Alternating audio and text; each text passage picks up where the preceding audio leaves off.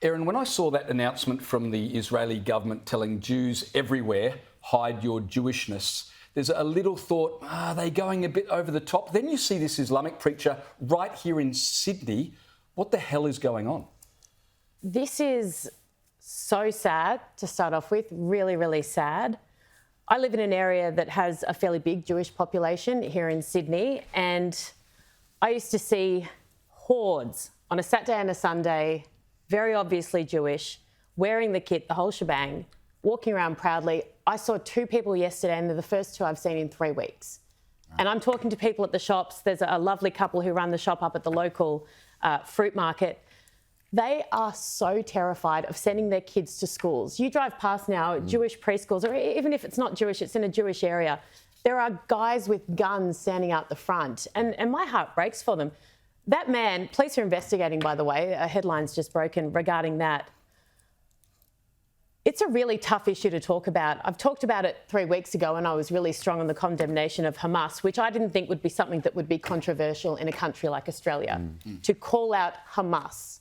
A terrorist organisation. Atrocities, a terrorist organisation. I'm not Jewish, but I've had a couple of weeks there where my safety was severely compromised because of people saying the similar thing that he just did to me directly, bringing my child in. This is Australia.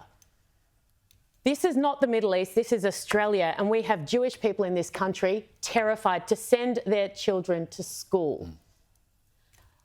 These pro-Palestine protests, it's becoming increasingly difficult to separate pro-Palestine from pro-Hamas. I know some incredible people who are pro-Palestine and condemn Hamas, but some of these rallies, if you support Palestine but support Hamas, you cannot support Palestine. Hamas are the greatest enemy to Palestine in the history of the world.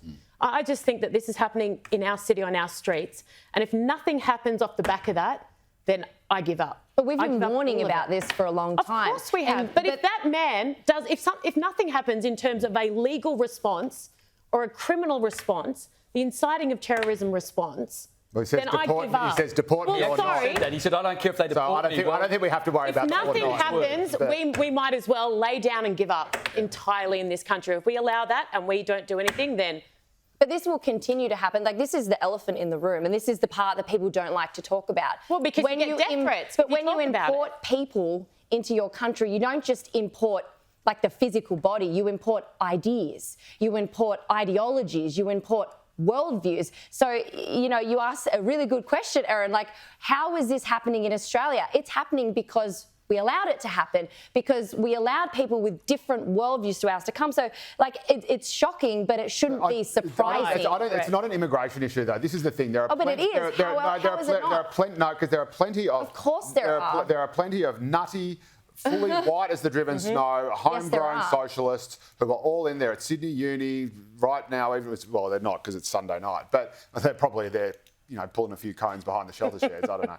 But the point being, this is, you know, these kind of hateful ideologies and this kind of hate speech, you might have some smart ass upper middle class kid, uni student, who's too smart to say it like this guy did out loud. And by the way, if he can be deported, he's clearly not an Australian citizzen, so there's an issue there. But you know, people have said it just as crazy stuff. And again, you know, the Nazis weren't immigrants to Germany, and they, although Hitler was Austrian, not German, and they, you know, resulted in, you know, the Holocaust that killed 6 million at least Jews, and in part was the impetus for the creation of Israel. Regardless of how we got here, that's a call to arms. Well, that's not just a bit of commentary. Yeah. That is a call to people who follow and believe in that. To jihad, like.